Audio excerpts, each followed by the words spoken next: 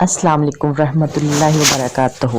آج ہم بات کریں گے خواب میں سفر کرنے کے حوالے سے۔ خواب میں سفر کرنے کی مختلف صورتیں ہیں اور ان کی مختلف تعبیریں ہیں۔ اگر کوئی شخص دیکھتا ہے کہ وہ اکیلا خواب میں سفر کر رہا ہے تو یہ تنہائی، غربت یا کسی مشکل کی علامت ہو سکتا ہے، اور یہ بعض دفعہ کسی اہم فیصلے کی طرف بھی اشارہ ہے اور اپنی خود مختار ہونے کی طرف بھی اشارہ کرتا ہے۔ اگر کوئی شخص خواب میں دیکھتا ہے کہ وہ اپنے ساتھیوں یا قافلے کے ساتھ سفر کرتا ہے تو یہ کامیابی، عزت اور خوشی کی علامت ہے۔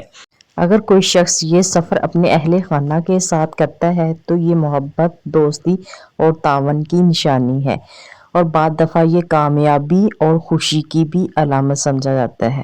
کوئی شخص دیکھتا ہے کہ اس کا سفر آسان ہے اور خوشگوار ہے اور اس کو کوئی رکاوٹ بھی پیش نہیں آئی تو یہ رزق کی کشادگی، عزت، ترقی اور کامیابی کی دلیل ہے۔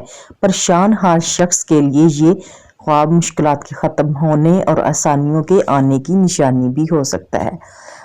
اگر کوئی شخص خواب میں دیکھتا ہے کہ اس کا سفر مشکل ہے اور گھٹن ہے تو یہ کسی آزمائش، پریشانی یا مصیبت کی طرف اشارہ کرتا ہے، لیکن یہ خواب یہ بھی بتاتا ہے کہ اللہ تعالیٰ مشکل کے بعد آسانی عطا فرمائے گا اور مشکلات ختم ہونے کے بعد سکون اور خوشی نصیب ہوگی۔ اگر کوئی شخص خواب میں دیکھتا ہے کہ وہ راستہ بھول گیا تو یہ پریشانی اور الجھن کی علامت ہے۔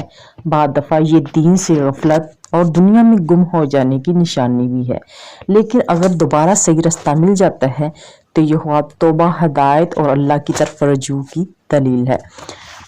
اگر کوئی شخص دیکھتا ہے کہ وہ خواب میں مقدس مقامات جیسے کہ مکہ مکرمہ، مدینہ منورہ یا بیت المقدس کا سفر کرتا ہے تو یہ بہت نیک خواب ہے۔ یہ اللہ کی قربت حاصل کرنے، دعاؤں کی قبولیت، روحانی ترقی اور رحمت الہی کی علامت ہے۔ بعض دفعہ یہ خواب حج یا عمرے کی سعادت حاصل کرنے کی بھی خوشخبری ہو سکتا ہے۔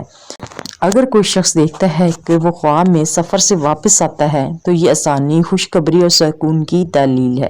یہ خواب گناہوں سے توبہ کرنے اور اللہ کی طرف رجوع کرنے کی بھی نشانی ہے، اور بعض دفعہ یہ قرض کی ادائیگی یا وعدے کی ادائیگی کی بھی علامت ہو سکتا ہے۔ واللہ عالم۔